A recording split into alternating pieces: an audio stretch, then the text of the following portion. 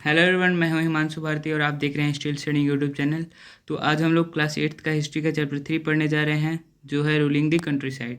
तो इस वीडियो में हम लोग पढ़ेंगे कि जो कंपनी है वो दीवान बनने के बाद क्या क्या चीज़ें लाती हैं, जैसे किस किस तरीक़ों से वो अपना रेवेन्यू का जो सोर्स है वो बढ़ाती है, रेवेन्यू बढ़ाने की कोशिश करती है, और बहुत सारे अलग अलग क्रॉप्स उगाने की कोशिश करती है जो कि यूरोप में उनकी ज़रूरत थी। तो चलिए शुरू करते हैं। दी कंपनी बिकेम दी दीवान। तो जो कंपनी थी वो दीवान बन जाती है ऑन 12 अगस्त 1765। तो 12 अगस्त 1765 में the Mughal empire appointed the East India Company as the diwan of Bengal. तो जो मुगल एम्पायर थे उस टाइम पे, वो 12 अगस्त 1765 में ईस्ट इंडिया कंपनी को दीवान बना देते हैं बंगाल का। As Diwan the company became the chief financial administrator of the territory under its control. तो उस टाइम पे जो कंपनी थी उसके हाथ में अब कंट्रोल हाथ में आ गया था। जो फाइनेंशियल जो रेवेन्यू वगैरह थे उन सारी चीज़ों के हक उनके हाथ में आ चुके थे। मतलब वो लोग अब पैसा कमा सकते थे रेवेन्यू वगैरह के द्वारा, रेवेन्यू फॉर द कंपनी। अब उसी का हम लोग पढ़ने जा रहे हैं कि कैसे वो लोग कमाते थे। The company made effort was to increase the revenue as much as it could. तो जो कंपनी थी वो बहुत सारे एफर्ट्स कर रही थी जिससे कि जो रेवेन्यू है वो बढ़े, जिससे कि वो लोग अच्छे कॉटन और सिल्क के क्लॉथ्स खरीदें और चीफली प्राइस पे खरीदें। विद इन 5 ईयर्स, 5 सालों के अंदर अंदर, the value of goods bought by the company in Bengal doubled. तो 5 साल के अंदर अंदर तो जो वैल्यू था गुड्स का, सामान का, जो बंगाल में खरीदा जा रहा था कंपनी के द्वारा, वो डबल हो गया। Now the revenue collected in Bengal could finance the purchase of good for export. तो पहले क्या होता था, जो कंपनी थी वो अपने ब्रिटेन से गोल्ड और सिल्वर लाती थी और उससे खरीदती थी गुड्स को जो बंगाल में थे उन्हें। लेकिन अब जो रेवेन्यू था बंगाल का जो कलेक्ट किया जा रहा था वही काफ़ी था इन सारी चीज़ों को पूरा करने के लिए। Bengal economy was facing a deep crisis because artisans were deserting villages since they were being forced to sell their goods to the company at low prices। और जब ऐसा किया जाने लगा, बंगाल के रेवेन्यू से ही अपनी सारी ज़रूरत को जब ईस्ट इंडिया कंपनी पूरा करने लगी, तो बंगाल की इकनॉमी मतलब ध्वस्त होने के कगार पे आ गई थी, क्योंकि जो आर्टिसंस थे वो लोग विलेज वगैरह को छोड़ दे रहे थे, क्योंकि उन्हें फोर्स किया जा रहा था अपने गुड्स को सस्ते दामों पे बेचने के लिए कंपनी को। Agricultural cultivation showed science of collapse. तो जो एग्रीकल्चर था, जो खेती था, वो भी साइन दिखा रहा था, वो भी संकेत दे रहा था कोलैप्स होने का, ख़त्म होने का। In 1770 a terrible famine kill 10 million people in Bengal. और इसी के साथ साथ 1770 में 10 मिलियन लोग भी मर जाते हैं बंगाल में इसी कारण से। The need to improve agriculture. अब यहाँ पे ब्रिटिश जो हैं उन्हें लगता है कि अब एग्रीकल्चर को इम्प्रूव करना होगा जिससे कि रेवेन्यू बढ़े। Most company officials begin to feel that investment in land had to be encouraged. तो बहुत सारे जो कंपनी ऑफिशियल्स थे उन्हें ये लगने लगा कि लैंड में इन्वेस्टमेंट करने से, एग्रीकल्चर को और इनकरेज करने से उनकी जो रेवेन्यू होगी वो बढ़ेगी। And agriculture had to be improved, और एग्रीकल्चर को भी इम्प्रूव करना ज़रूरी है। इन 1793 में the company finally introduced the permanent settlement. और इसके लिए 1793 में जो कंपनी थी वो फाइनली इंट्रोड्यूस करती है परमानेंट सेटलमेंट को।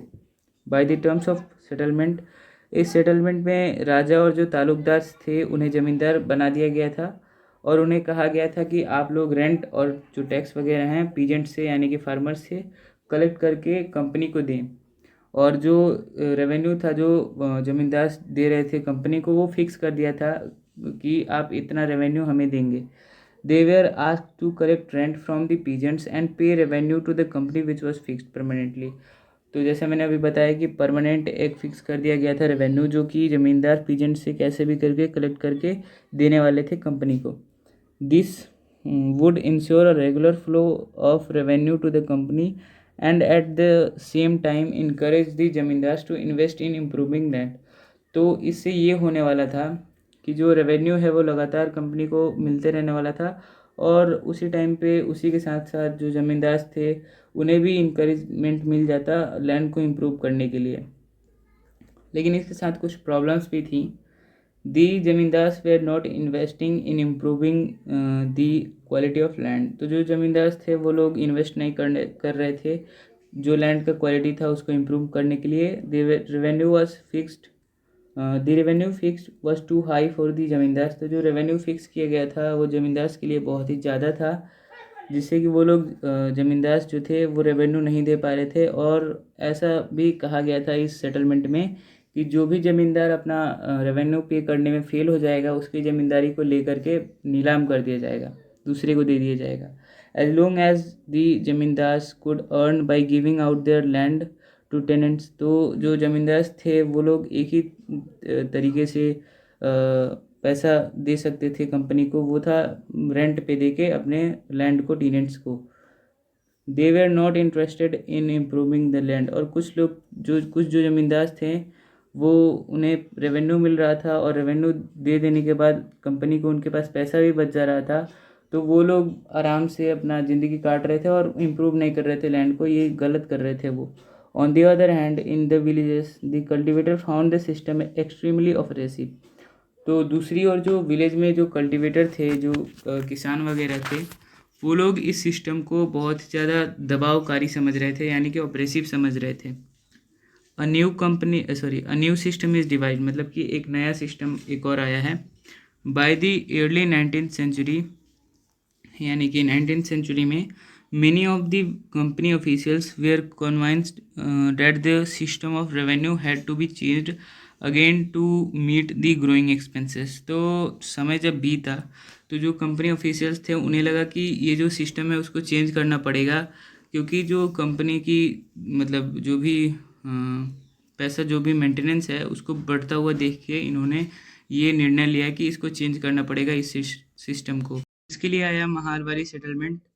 The collector went from village to village to estimate the land revenue that each village को महाल भी कहा जाता था इसीलिए इसका नाम महालवारी है, had to pay।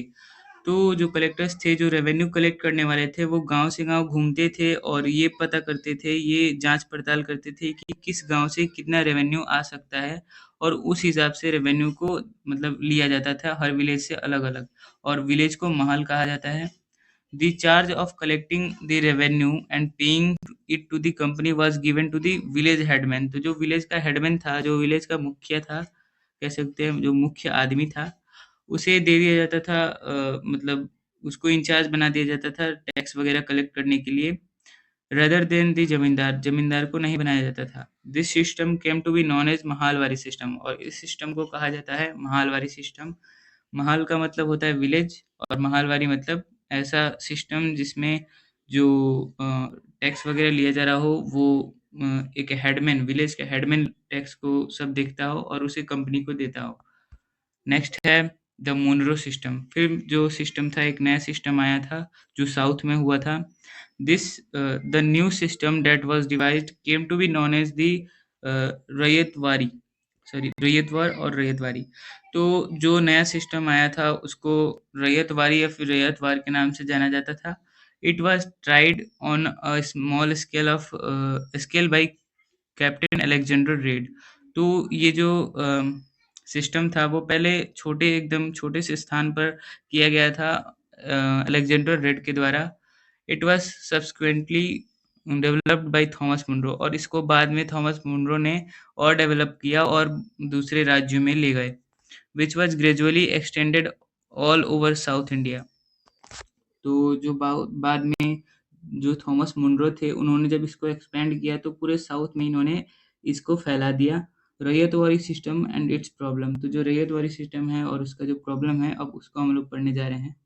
The settlement had to be made directly with the cultivators. तो जो सेटलमेंट था वो कल्टिवेटर्स से डायरेक्ट किया जाता था, इसमें बीच का कोई भी नहीं होता था। बीच में जैसे उधर हेडमैन हुआ करते थे और परमानेंट सेटलमेंट में जो जमींदार हुआ करते थे वो सारे इधर हटा दिए गए थे। बीच में कोई नहीं होगा, डायरेक्ट कल्टीवेटर से ही कंपनी पैसे ले लेगी, जो रेवेन्यू था वो ले लेगी। This settlement had to be made directly with the cultivators. Cultivators को रैयत कहा जाता है साउथ इंडिया में।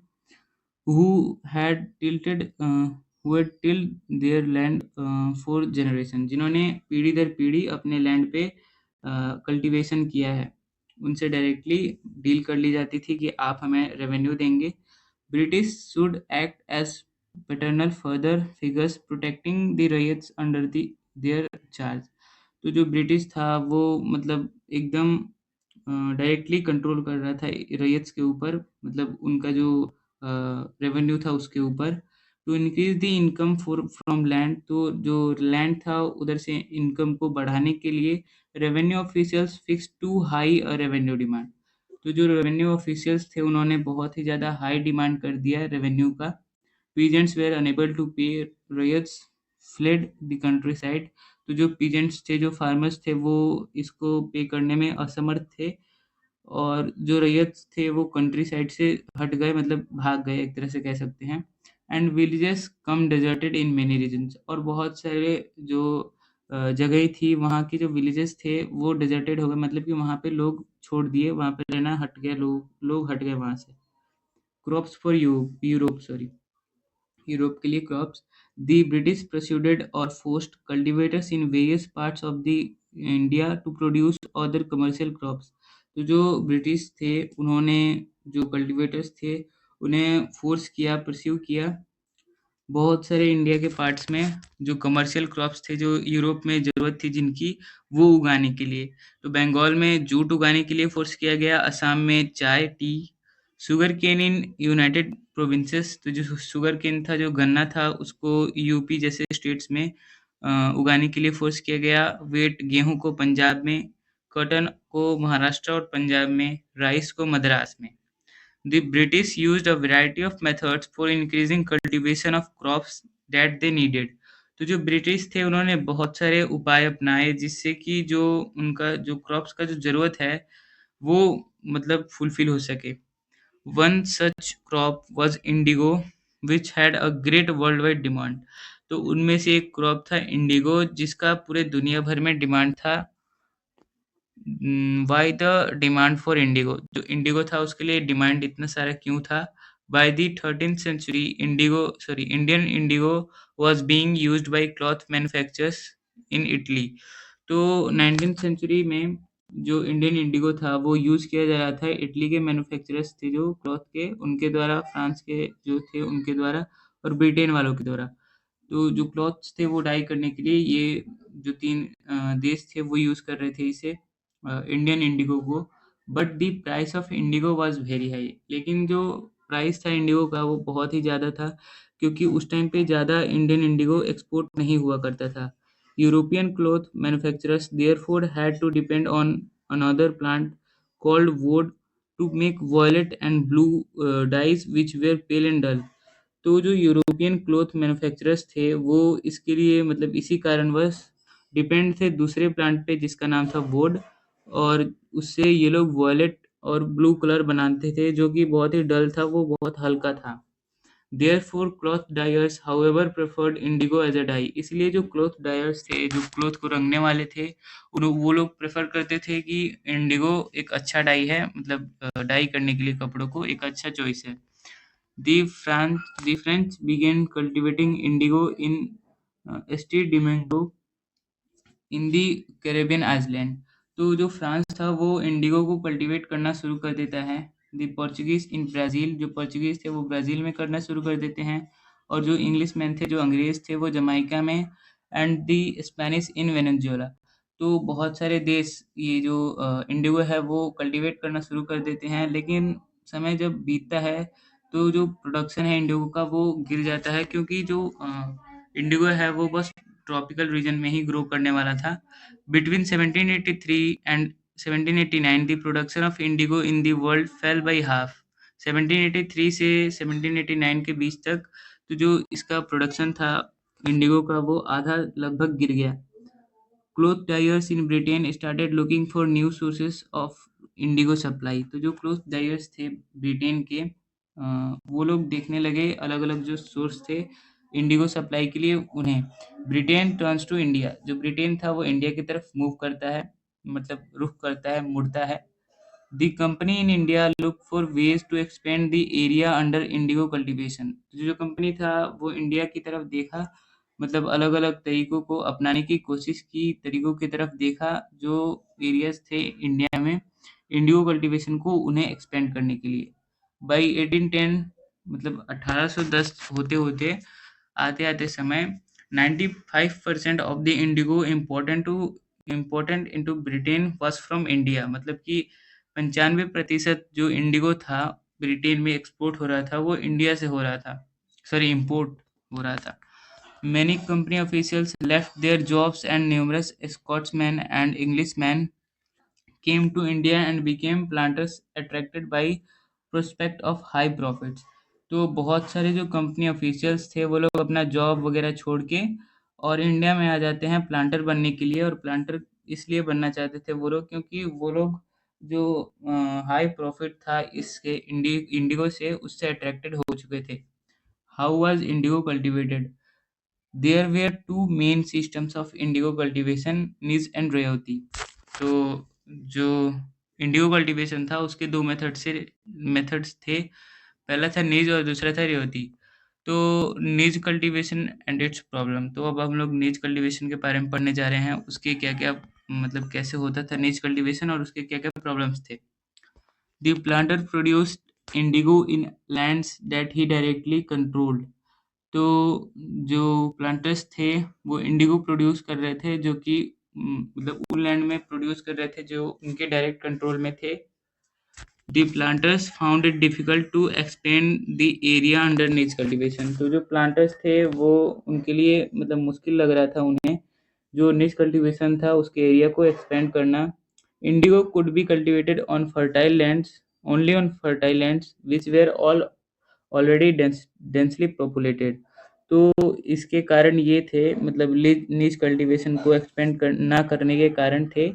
जो इंडिगो था वो बस फर्टाइल लैंड पे ही उपजाऊ जो ज़मीन थी वहीं पे ही कल्टीवेट किया जा सकता है, जो कि बंगाल में पहले से ही बहुत ही ज़्यादा डेंसली पॉपुलेटेड थे। A large plantation required large number of labor at a time when peasants were usually busy with their rice cultivation। तो ये जो इंडिगो था उसकी खेती उसी टाइम पे होती थी जब जो पीजेंट्स थे उन वो लोग खेती करते थे राइस का, उसी टाइम पे इंडिगो का भी खेती हुआ करता था। इसीलिए जो पीजेंट्स थे वो लोग दोनों काम नहीं कर सकते थे। It was also required many plugs and bullocks. तो जो ये इंडिगो का जो कल्टीवेशन था उसमें बहुत सारे हल वगैरह रखते थे और जो बैल थे वो लोग बैलगाड़ी sorry. Till the late 19th century, यानी कि 19th सेंचुरी के ख़त्म होते होते planters were therefore reluctant to expand the area under निज कल्टीवेशन। तो 19th सेंचुरी के ख़त्म होते होते जो प्लांटर्स थे वो लोग मतलब इसको इसके जो एरिया था निज कल्टीवेशन का उसको एक्सपेंड करने पे एक तरह से कह सकते हैं कि रोक लगा दिए, मतलब कि उन्होंने एक्सपेंड नहीं किया।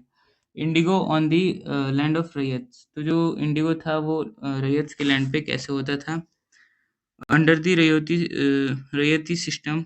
तो जो रैयती सिस्टम था उसके अंडर में the planters pressurise the village headman to sign the contract on behalf of the ryot. तो जो रैयती सिस्टम था उसके अंडर में जो प्लांटर्स थे उन्हें प्रेशराइज किया जाता था, सॉरी हाँ, प्लांटर्स के द्वारा हेडमैन को प्रेशराइज किया जाता था किसी विलेज के हेडमैन को, जिससे वो लोग साइन करें कॉन्ट्रैक्ट पे जो रैयत्स थे उनके लिए, मतलब रैयत्स को कंट्रोल करने के लिए। Those who signed the contract got cash advances from the planters at low rates of interest and produce indigo। तो जिन्होंने साइन कर दिया इस कॉन्ट्रैक्ट पे उन्हें एडवांस में कैश दिया जाता था, एक तरह से कह सकते हैं लोन दिया जाता था प्लांटर्स के द्वारा। और वो लोग मतलब कम रेट ऑफ इंटरेस्ट पे टू प्रोड्यूस इंडिगो को प्रोड्यूस करने के लिए, मतलब एक तरह से कह सकते हैं उन्हें फंसाया जा रहा था जाल में। बट द रैयत टू हैड टू, यहाँ पे टू गलत हो गया है। But the Rayad had to cultivate indigo on at least 25% of the area under his holding। तो जो कल्टिवेटर थे इंडिगो के, जो रैयत्स थे, उन्होंने मतलब उनको ये फोर्स किया जाता था कि वो लोग 25% लैंड पे अपने जो उनके अंडर में है, जो एरिया है रैयत्स के अंडर में जो उनके खेत हैं उनमें 25% कम से कम उन्हें इंडिगो की खेती करनी है 25% पे। When the crop was delivered to the planters after the harvesting होने के बाद जो क्रॉप था जब प्लांटर के पास भेजा जाता था, a new loan was given to the ryot, तो एक नया लोन दे दिया जाता था रैयत को प्लांटर्स के द्वारा। And this cycle started all over again, और ये जो साइकिल था लोन वाला और उनको फंसाने वाला प्लांटर्स को, सॉरी कल्टीवेटर्स को, वो फिर से चालू हो जाता था। The price provided to the peasants for the indigo they produced was very low and the cycle of loans never ended. तो जो प्राइस था पीजेंट्स को जो दिया जाता था इंडिगो प्रोडक्शन के लिए, वो बहुत ही ज़्यादा कम था, और ये जो साइकिल था लोन वाला वो हमेशा चलते रहता था, वो ख़त्म नहीं होता था। Indigo also existed the soil rapidly, तो जो इंडिगो था उसको जब बोया जाता था किसी खेत में, जब उसका कल्टीवेशन होता था, तो जो लैंड था वो अपना फर्टिलिटी खो देता था, मतलब कि वो बहुत ही ज़्यादा न्यूट्रिएंट्स चाहिए थे इंडिगो को, जिसकी वजह से जो फार्मर्स थे, जो पीजेंट्स थे, वो जब अपने खेत में इंडिगो को उगा लेते थे, उसके बाद फिर से नए क्रॉप्स नहीं उगा सकते थे। After an indigo harvest the land could not be sown with rice, जैसे मैंने बताया कि जो फार्मर्स थे वो अपना जो फसल है, वो उनका अपना जो निजी फसल है वो नहीं उगा सकते थे इंडिगो के फसल उगने के बाद, क्योंकि जो सॉइल था वो अपना फर्टिलिटी खो देता था। जैसे यहाँ पे लिखा भी गया है कि आफ्टर इंडिगो हार्वेस्ट, जब इंडिगो हार्वेस्टिंग मतलब इंडिगो की जब कटाई हो जाती थी, तो जो फार्मर्स थे वो अपना राइस जो उनका होता था वो बो नहीं पाते थे। अब नेक्स्ट है ब्लू रेबेलियन। तो इतना सब कुछ जब अत्याचार होने लगा पीजेंट्स पे, फार्मर्स पे, तो फार्मर्स एक समय के बाद गुस्से में आ जाते हैं और रेबेलियन कर देते हैं, विद्रोह कर देते हैं, जिसे नील विद्रोह कहा जाता है। इन 1859 1859 में the indigo ryots felt that had to support they had the support of local zamindars and village headman in their rebellion against the planters. तो जो 1859 में जो रैयत्स थे इंडिगो वाले, उन्हें ये लगने लगा कि उन्हें सपोर्ट मिल रहा है, और मिल भी रहा था सपोर्ट उन्हें, विलेज के जो हेडमैन थे और जो लोकल जमींदार्स थे उन्हें रेबेलियन करने के लिए प्लांटर्स के अगेंस्ट में। एज द रेबेलियन स्प्रेड, जैसे जैसे ये रेबेलियन था वो स्प्रेड होते गया, वैसे वैसे intellectuals rushed to the indigo district and wrote of the misery of the royals. वैसे वैसे जो मतलब इंडिगो के जो डिस्ट्रिक्ट के जो भी कह सकते हैं जो प्लांटर्स वगैरह थे, उन्होंने लिखना चालू कर दिया जो रॉयल्स थे उनकी मूर्खता पे, the tyranny of planters and heroes of the indigo system. और जो भी इंडिगो सिस्टम का जो भी और प्लांटर्स के बारे में जो भी बुराइयां थी, उन्हें लिखना चालू कर दिया। The government set up the indigo commission, और इसको देखते हुए जो गवर्नमेंट थी उसने इंडिगो कमीशन को सेटअप किया to inquire into the system of indigo production, जिससे कि वो लोग जो इंडिगो कल्टीवेशन का प्रोडक्शन का जो सिस्टम है उसमें जांच कर सके, इंक्वायरी कर सकें। The commission held there planters guilty, तो जो कमीशन था उसने पाया कि जो उनके प्लांटर्स हैं, जो उनका जो जो लोग बुवाई करा रहे थे, जो कल्टीवेशन करा रहे थे रैयत्स के द्वारा इंडिगो का, उन्हें दोषी पाया गया कमीशन के द्वारा, and criticise them for the coercive methods they used with indigo cultivators. और जो प्लांटर्स थे जो उन्होंने गलत-गलत उपाय अपनाए थे, गलत मेथड्स अपनाए थे, जिससे कि जो इंडिगो कल्टीवेटर्स थे उन्हें बहुत सारी परेशानियाँ हुई थी, उनके लिए उन्हें भी क्रिटिसाइज़ किया गया। आफ्टर द रिवोल्ट के बाद indigo production now shifted their operation to Bihar. इसके बाद ये जो रिवोल्ट हुआ, जो रेबेलियन हुआ, उसके बाद जो इंडिगो प्रोडक्शन था वो शिफ्ट कर दिया गया बिहार की तरफ। उसके बाद जो बिहार का एक फार्मर है वो महात्मा गांधी को बुलाता है। महात्मा Gandhi's visit in 1970 marked the beginning of Champaran movement against the Indigo planters. तो जो वहाँ का जो फार्मर है बिहार का, वो बुलाता है महात्मा गांधी को इसी प्रॉब्लम पे, इंडिगो प्रोडक्शन वाले प्रॉब्लम पे। तो वहाँ पे महात्मा गांधी आने के बाद 1917 में जो चंपारण मूवमेंट है वो स्टार्ट कर देते हैं इंडिगो प्लांटर्स के लिए। और इसी के साथ हमारा ये वाला जो चैप्टर है वो ख़त्म होता है। मिलेंगे आपसे किसी नेक्स्ट वीडियो में नेक्स्ट टॉपिक के साथ, तब तक के लिए बाय।